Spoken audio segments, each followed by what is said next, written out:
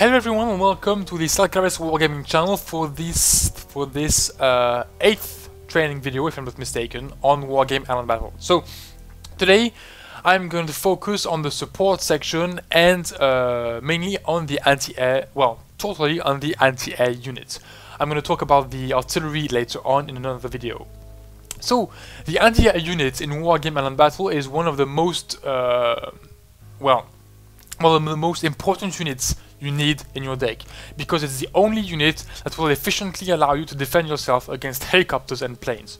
Of course, in the helicopter section you have a few helicopters with anti-air missiles that will help you, and in the plane section you have interceptors or planes that are quite good against helicopters, but each of these units are quite vulnerable. A small misclick, a small error in the micro of the units will lead to the loss of this unit, and these units are generally quite expensive.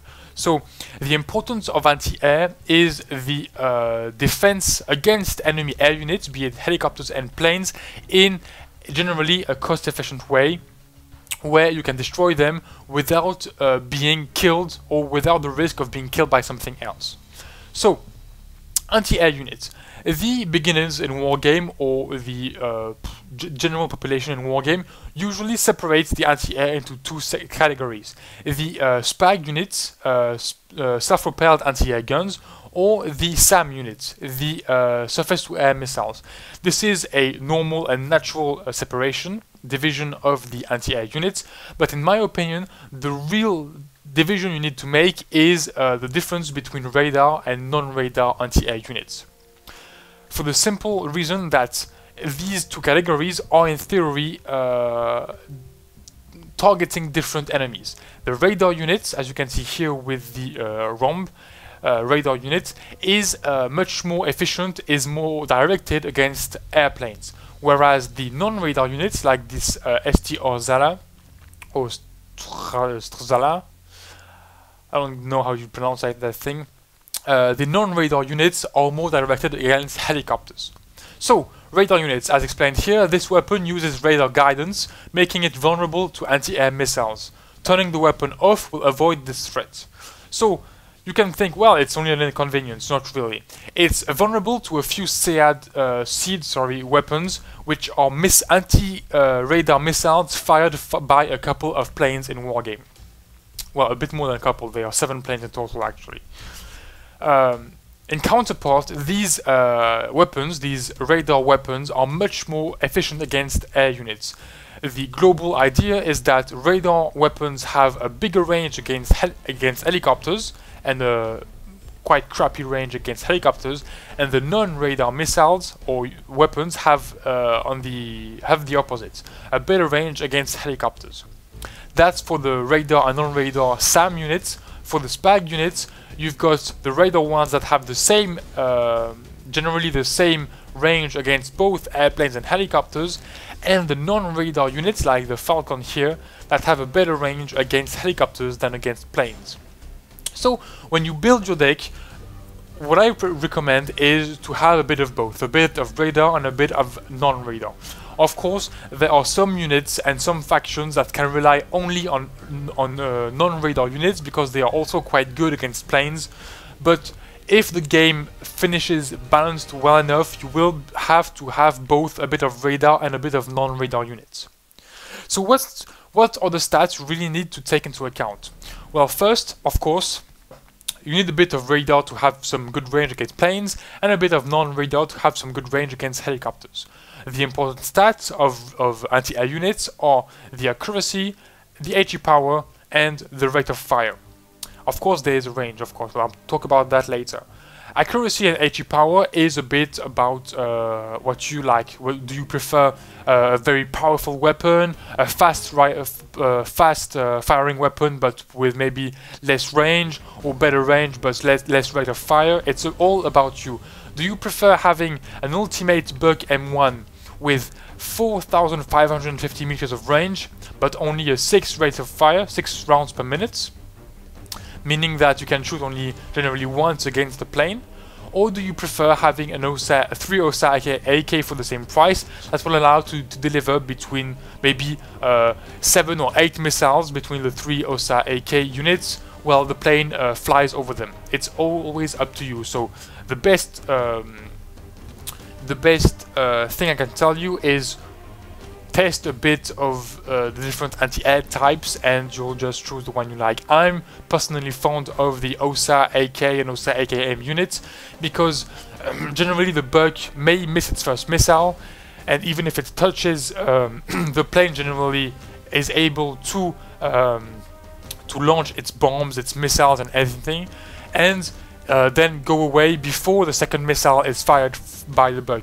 With the OSA, on the other hand, yes, the plane always launches its bombs and missiles because your range is too small to stop it from doing so, but once the plane has done that, you can fire 2 or 3 missiles at the plane, and generally it's a big retribution and you kill the plane before it's able to flee the battlefield. So it's always up to you. That's a personal choice. Which anti-air do you prefer?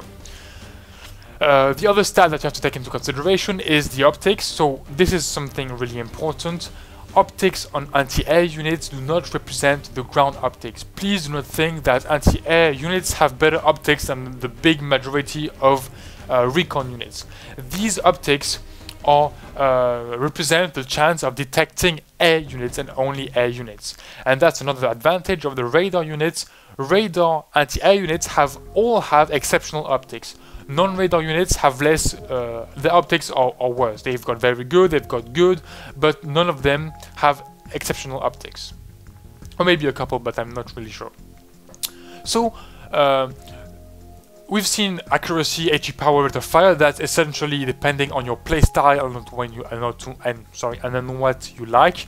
Just test the different units and you'll find one that suits you. For example, the Chaparral is a very good unit because it has a nice range, but I'm not really fond of it because it has no armor, it has a low speed, and its accuracy makes that I feel I miss more than I touch, and I don't really like that.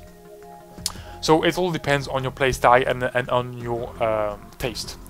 The real thing you need to take into consideration is the range. Range against planes, in my opinion, isn't that important. The range can be compensated by a good precision or a good rate of fire. What I feel is that the minimum range you need against planes is 2,800 meters. Lower than that and you'll just get obliterated by their bombs, their clusters, their missiles and everything else. 2,800 meters is, in my opinion, okay.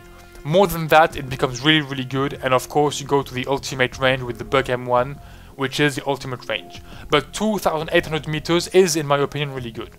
That's why non-radar missiles or anti-air units have less than that and are really, really bad against planes. But other than this 2,800 meter barrier, that is only my opinion, yours can be different. You may think that anti-air weaponry is maybe has to be above 3,000 meters. It's up to you. The anti-helicopter range is much more, is much less about my opinion. It's much more about practice and what's in the game. The two ranges you need to have into mind is 2,100 meters and 2,800 meters. Why? Because that's the ranges the helicopters shoot at. All the helicopters with rockets fire their rockets at 2,100 meters. So, to be able to kill or at least stun the helicopter before they stun your anti-air and then destroy it, you need to have a range bigger than 2,100 meters. So, this is something you need to take into consideration. An anti-air specialized against helicopters that has less than 2,100 meters, you need it to be cheap, fast, or put it into forest to make ambushes against the helicopters. Other than that, it will be useless. It will get stunned and then killed by any rocket launching helicopter. So, anti-air needs to be, the good anti-air needs to be above 2,100 meters. The other threshold is 2,800 meters. Why? Because that is the distance at which the elite helicopters launch their ATGM missiles. The missiles are at 2,800 meters. So if you want to be able to destroy a helicopter before or at least at the same time as it shoots the missile at your anti-air or at your tanks next to your anti-air, you need to have at least 2,800 meters. So anti-air, like the Roland here, is just at the limit, 2,800 meters, meaning that in a duel against a helicopter like, let's say, a Havoc, you will have a chance to kill the helicopter before it kills you. If you have less range than that, like the Œil Noir for instance, you'll just get sniped and sniped and sniped again and again and again by the helicopter's ATGM. That's not really a good solution. So that's the real thing I feel you need to take into consideration, the range against helicopters, and to a lesser extent the range against planes, but that's less important. You've just got one threshold for efficiency, but against helicopters it's really a matter of life and death in my opinion.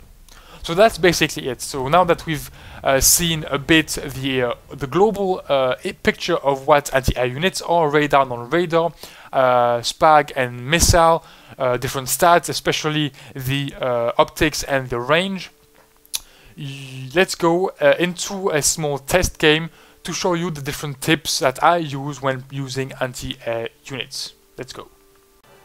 So here we are in a little test game where I'm going to show you the little tips I know and the little things you need to know about the anti-air unit. So first, here is a little example of a little anti-air composition. It's a heavy anti-air composition.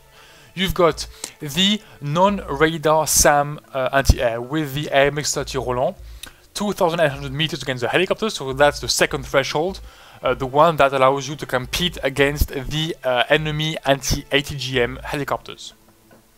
Then you've got the Marder Roland 2, which is the radar anti-air missile. It's got a nice range against planes, 3,500 meters, and a decent range against helicopters. But of course, and nice optics, of course it's radar, so it's exceptional. The drawback is of course its vulnerability to seared missiles. And the third anti-air is the AMX-13 Œil Noir, a small radar anti-air unit with being radar, exceptional optics, and the same range against airplanes and helicopters. So that's basically a small composition. So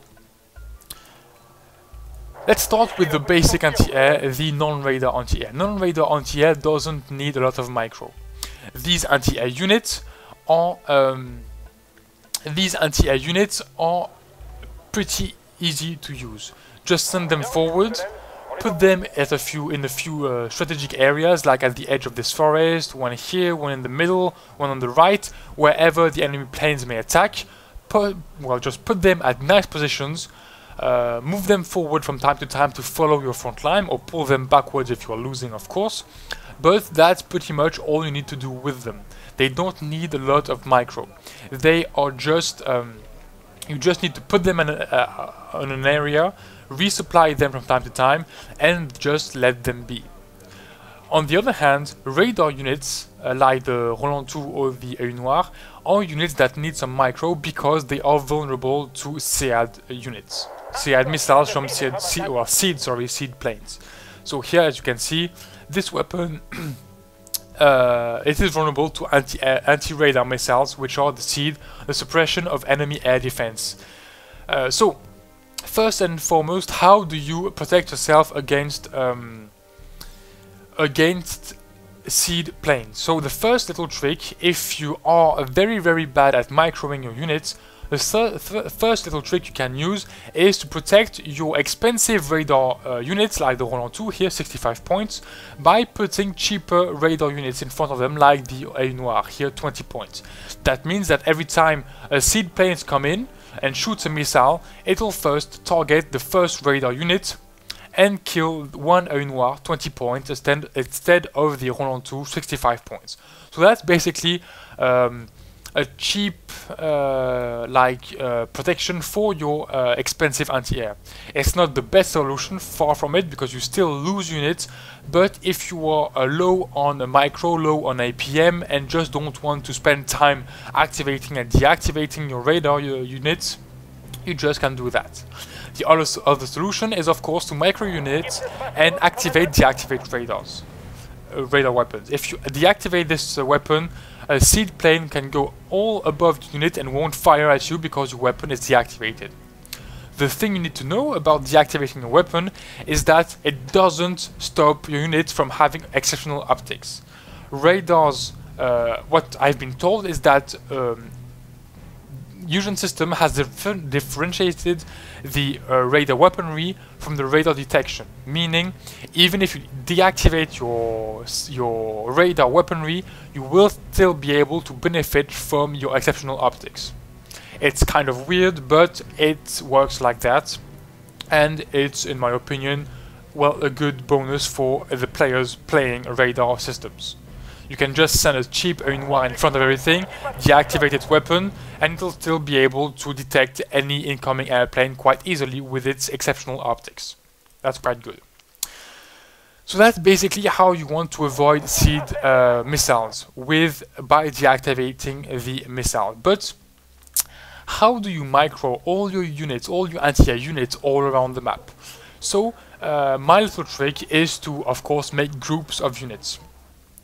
Some of you will cry out loud, yeah, but making groups of units is pretty bad also, because you are vulnerable to, even if you miss the airplanes, you are vulnerable to cluster bombs, you are vulnerable to artillery, you are vulnerable to napalm, you are vulnerable to a lot of things by being grouped. So that's a really bad thing. But what I do when playing a game is using the spread formation. So basically what I do is that at the start of a game, I deactivate the weapons, and then I send them with the rest of my army. Why do I deactivate the weapon? Because these units are stationary. They can't fire on the move. So from time to time you will encounter players that send in seed planes right from the beginning. And that's pretty vicious, because your anti-air won't be able to fire because you're on the move, but he will be able to exterminate you even if he doesn't see you, because your radar is activated. So what you have to do is deactivate your radar right from the start of the game. When you send your units, you send them to a point where you want them to secure. Then with the button shift pressed, display formation and spread your units. That's a really useful tool that a lot of people, in my opinion, do not use. So normally here with the shift key, I queued some orders, and once the Roland 2 will arrive, it will spread. It's arriving here, and then it will spread. Here we go. So that's a bit of a little trick. Maps, 1v1 maps are generally not big enough to have more than 3 groups. What I do when I play a game is I give control groups. So this one, for instance, control 1 will be control group 1. I usually have 3 groups of radar anti-air maximum. Like, let's say, one over here in the plains, one over here to cover here, and one over here to cover the right side of the map. In bigger maps, you generally have allies that will allow you to cover the rest of the map, so no real necessity to have more than 3 groups. I usually use group 1, 2, and 3 for radar anti-air, and group 4, 5, 6 for artillery, smoke, sniping, and stunning, etc. 3 groups of of radar anti-air is, in my opinion, really a good number. It allows you to cover quite a lot of ground, and is quite easy to micro. Just do a little, like a memo, put the group 1 on the left, group 2 in the middle, group 3 on the right, to go from left to right with group 1, 2, 3. Like that, if you see a plane coming in, you can activate or deactivate your radars pretty quickly. So that's how I proceed. Deactivate the radar, group my units, move them forward. Once they arrive at the point I want to defend, put them there and spread them. And that counters pretty much the big issue of being grouped and being vulnerable to artillery. These units are still grouped. I can still select them by pressing 1. Here we go. And then deactivate the radar. They are still grouped, but they aren't vulnerable to artillery fire or cluster bombs or anything else, because they are spread out. So that's pretty much how I use anti-air. The last thing you need to know is that in the game, actually, there aren't that much seed planes. So the thing you need to know is spread your units, make 3 groups, spread them when they arrive at the point, and then activate to deactivate. Just some really cautious players will always leave them off, and when they see a plane, they make sure it isn't a seed plane and activate the radar weaponry, and the radar will fire, even if that means they won't fire at max range, just to let the player the time to check it isn't seed planes. And other players are much less careful and will leave their radar missiles always on, and will deactivate them only if they detect a seed plane, and that means, well, it may cost them a unit, because you need to know that once a seed plane has launched its seed missile, it will touch your unit even if you deactivate the radar. So you need to deactivate it before the enemy seed plane launches its missile. So it's up to you. If you are a cautious player, deactivate them always, activate them only when you see non-seed planes. So this brings me to the last point, the seed planes. Just go into the armory, check out the seed planes and make a little list to make sure that you learn by heart, or at least have a little piece of paper next to you when you play that gives you the names of the seed planes of the enemies. That will allow you to react much quicker to the enemies that are coming in. So there are 7 seed planes in the game. On the NATO side, you have 3 US planes: the EA6 Prowler, the EF-111A Raven, the Wild Weasel 5, and the French Jaguar A. On the Pact side, you have 2 USSR planes, the MiG-25BM and the Su-24, and 1 East German plane, the Su-22M4. So basically 7 planes: Prowler, Raven, Wild Weasel 5 and Jaguar A on the NATO side, MiG-25BM, Su-24 and Su-22M4 on the Pact side. That's not a lot of names to memorize, and you just can memorize them to react when seed planes are coming in.